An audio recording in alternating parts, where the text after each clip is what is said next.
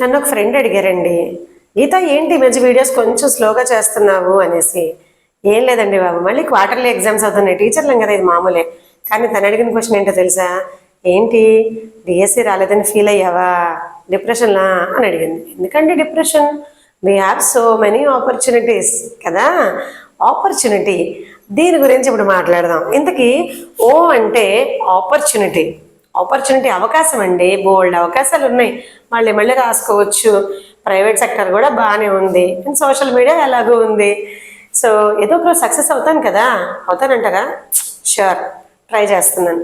So ఇప్పుడు yesterday చూడండి, ఎస్టర్డేలో ఓ అనేది అస్సలు లేదు, అంటే నిన్నటి అవకాశం అయిపోయింది, దాని గురించి ఆలోచించకండి. ఇంకా టుడే ఈరోజు ఒక ఓ ఉంది, అంటే అవకాశం ఈరోజు ఉపయోగించుకోండి, ఉంది ఒక అవకాశం, అది మీరు యూజ్ చేసుకుంటూ ఉన్నారనుకోండి, టుమారోలో చూడండి 3 ఓస్ ఉన్నాయి, అంటే ట్రిపుల్ అవుతుంది అది, రేపటికి అవకాశాలన్నీ ట్రిపుల్ అవుతాయి ఈరోజు మీరు వాడుకుంటే.